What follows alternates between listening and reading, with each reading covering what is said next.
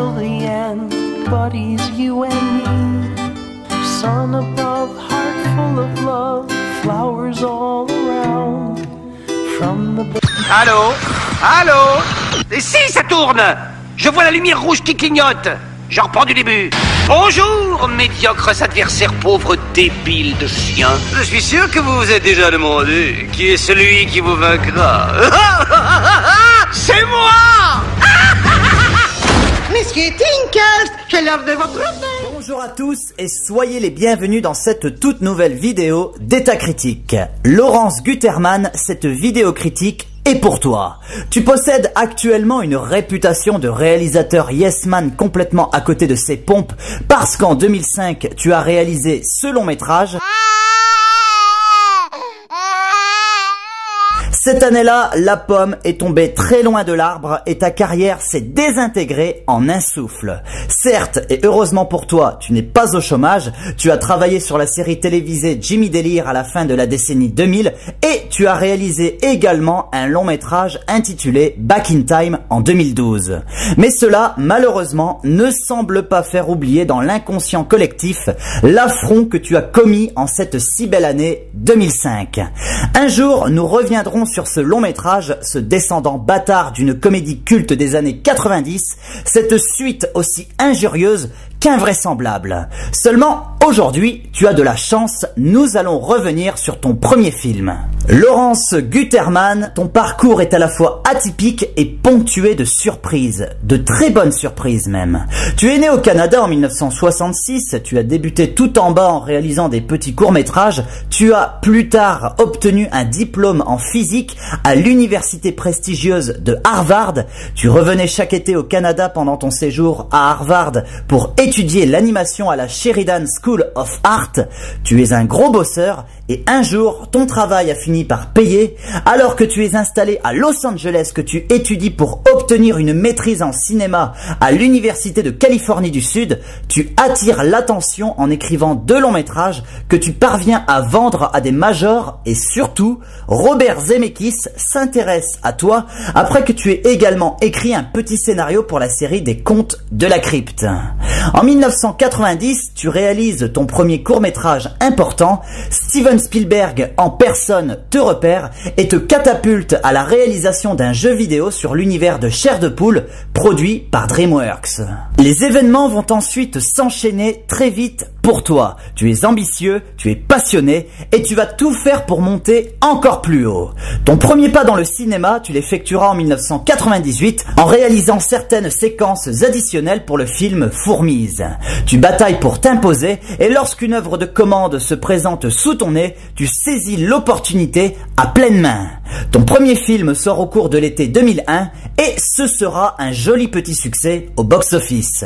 Il s'agit du long métrage Comme chien et chat et c'est de ce film que l'on va parler aujourd'hui. Laurence, tu as été bercée à grand renfort de sketchs des Looney Tunes durant ton enfance, cela se ressent dans notre film du jour. Cela se ressentira également dans Le Fils du Masque en 2005, sauf que ton travail sur ce long métrage, cette espèce d'hommage aux cartoons de la Warner, Bugs Bunny et compagnie, je suis désolé de te le dire, cela sera tellement mal maîtrisé que tu passeras pour un énorme tâcheron. Même moi qui essaie ici de te défendre un minimum, car nous verrons que Comme chien et chat est un long métrage très sympathique, je ne pourrai rien faire pour toi sur Le Fils du Masque, tellement ce que tu as fait est indéfendable.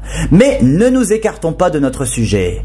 Au début des années 2000, 2 scénaristes avec lesquels tu feras bientôt connaissance écrivent un scénario qui, à première vue, est d'une simplicité extrême, pour ne pas dire stupidité. Ces 2 bons hommes se prénomment John Reca et Glenn Ficarra. À l'époque, tu ne le sais pas encore, mais ces 2 scénaristes écriront les scripts des films Bad Santa en 2003 ou Une équipe d'enfer en 2005 et c'est surtout cela qu'il faut retenir à leur sujet, ils réaliseront les longs métrages I Love You Philip Morris en 2009 et Crazy Stupid Love en 2011.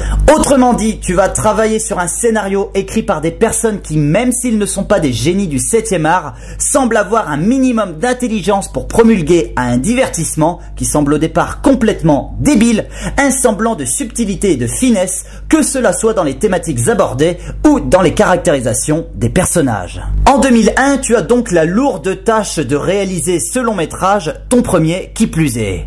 Mais avant de revenir sur les détails de celui-ci, son succès au box-office et mon analyse, explicitons un peu le sujet de ton film. Comme Chien et Chat est, pour résumer son concept en une phrase, une vision loufoque et extrême d'un conflit entre nos deux chers animaux domestiques, les chiens et les chats. Monsieur Tinkles est un chat persan complètement mégalo, et son but à lui, c'est de conquérir le monde. Avec l'aide de chats siamois pratiquant les arts martiaux, il va tenter de capturer le professeur Brody, joué ici par le trop peu présent Jeff Goldblum, qui travaille sur une solution qui stopperait l'allergie aux chiens. Après le rapt du chien de garde de Brody par Tinkle, les services secrets canins désignent par erreur un remplaçant pour veiller sur le professeur. Ce sera Lou, un chiot qui n'a aucune expérience, qui se voit confier cette lourde tâche. Heureusement pour lui, il pourra compter sur l'aide d'un commando de chiens d'élite pour l'assister dans sa lutte contre Tinkle. Les gens les plus exigeants qui regardent cette vidéo, ceux qui ne connaissent pas notre film du jour, doivent sûrement se demander, mon cher Laurence, quelle daube tu nous as encore livré. Pour cette unique fois, je vais prendre ta défense auprès d'eux, ne t'en fais pas. Comme Chien et Chat repose certes sur un concept aussi grotesque qu'invraisemblable, néanmoins nous verrons que derrière cette apparente limpidité se cache l'un des divertissements hollywoodiens les plus agréables de l'été 2001. À ce titre, le public de l'époque sera assez présent dans les salles pour voir ton long métrage, mon cher Laurence. La Warner Bros a doté Comme Chien et Chat d'un budget de 60 millions de dollars et dès sa sortie, le 4 juillet aux States, le 15 août chez nous, le bouche à oreille va lui être plutôt favorable. En fin d'exploitation, ton film réunira environ 200 millions de dollars de recettes, ce qui n'est pas exceptionnel, on est d'accord, mais ça reste tout de même un chiffre non négligeable. Ah, je vois, tu es déçu parce que ton film n'a pas dépassé le million d'entrées en France. Tu veux que je te rappelle que ton film suivant ne passera pas les 400 000 entrées? Ouais, je parle bien du fils du masque. Contente-toi de cela, mon cher Laurence, c'est déjà pas si mal. Bon, si ça peut te rassurer, la suite de ton film intitulé Comme Chien et Chat, la revanche de Kitty Galore, sorti en 3D en 2010, ne passera pas non plus les 400 000 entrées. Ah bon, tu ignorais que ton film avait eu une suite? Effectivement, elle a mis du temps à venir, 9 ans d'une attente insoutenable, et en plus, c'est une suite ratée. Car si j'arriverais sans doute à trouver des qualités à ton film, donnant peut-être même envie aux personnes qui nous regardent et nous écoutent de le voir, cela sera sans doute plus difficile pour moi de défendre sa suite qui, pour le coup, malgré un scénario écrit par Rika et Ficara, est assez inintéressant, voire insipide. Peut-être qu'on en parlera un jour, sait-on jamais. Sans prendre parti pour les chiens, on aura quand même d'autres chats à fouetter avant cela. Allez, arrête de trépigner sur ton siège, je lance ma critique de ton film. Quand on analyse un long métrage comme le tien, mon cher Larry, si tu me permets de t'appeler ainsi, on aurait tort d'essayer de l'observer de la même façon qu'on observe un Requiem for a Dream ou un Final Fantasy pour rester dans l'actualité de ma chaîne.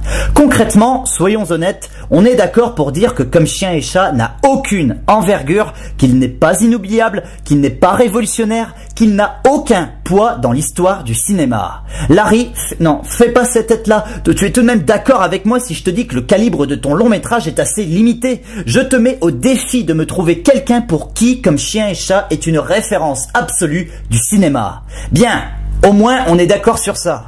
Prenons néanmoins ton film pour ce qu'il est réellement. Un pur divertissement calibré pour la jeunesse, ni plus ni moins. Aucune thématique, aucune technique dans ta mise en scène, aucune orientation scénaristique ne permet de le voir autrement. Malgré cela, Comme Chien et Chat parvient, et ce sur la base d'un concept tout de même hyper casse-gueule, à s'en sortir correctement. Entre nous, Larry, nous sommes d'accord pour dire que le scénario de Comme Chien et Chat est aussi farfelu que boiteux. Reposer un long métrage qui a coûté plusieurs dizaines de millions de dollars sur une histoire qui pousse à l'extrême la pseudo-confrontation qu'on a bien voulu donner aux chiens et aux chats, nos chers animaux domestiques, c'est un pari assez délirant. Et il fallait vraiment être un Américain pour oser faire un film sur un tel sujet. Et tu l'as fait, mon cher Larry, et d'une manière tout à fait honorable qui plus est. Car en effet, que cela soit au niveau du rythme, du scénario et de la mise en scène, Comme Chien et Chat ne laisse aucun répit aux spectateurs. Les scènes d'action s'enchaînent relativement vite, les personnages sont attachants, notamment Lou, le personnage canin principal, ou surtout Tinkle, le chat persan tyrannique. Les dialogues font mouche, visuellement on a affaire à un film assez correctement mis en scène, même les effets visuels sont pas trop mal fichus. Même si rien de transcendant ne ressort de ton film, mon cher Larry, on n'a pas l'impression de s'être fait berner par celui-ci. Comme Chien et Chat est un simple divertissement familial et en tant que tel, on n'a pas grand chose à lui reprocher. Ça se regarde avec papa et maman et les enfants un dimanche après-midi et ça s'oublie presque instantanément. Comme Chien et Chat possèdent d'eux-mêmes quelques idées assez sympathiques qui ne sont certes pas exploitées ici avec une grande finesse, mais qui ont le mérite d'être assez intéressantes, ce qui promulgue à ton œuvre un minimum d'intérêt pour celui qui veut au moins percevoir dans ton film certaines teintes de réflexion prouvant que tu as voulu faire quelque chose d'un semblant plus fouillé qu'un simple divertissement avec des chiens se prenant bêtement le chou avec des chats. Au-delà du simple différend entre les deux espèces, tu proposes une guerre ouverte où les griffes de chaton et les papates de toutou manipulent des armes dernière génération, où les chiens et les chats sont des experts au combat, des stratèges qui utilisent la haute technologie pour arriver à leur fin. En somme, sans sombrer dans la parodie, puisqu'il ne s'agit pas de cela réellement ici, tu crées un parallèle entre un sujet qui a priori est totalement transparent et inutile et un genre cinématographique, le cinéma d'espionnage, qui possède énormément de ressources créatives. Sans parler de tour de force, car encore une fois, Comme Chien et Chat n'a rien de transcendant, ton long métrage atteint son objectif, ici de divertir tout simplement, parce que tu as su rendre curieux, voire extravagant, notamment pendant cette séquence assez jouissive dans la base secrète des chiens, un concept reposant sur du néant.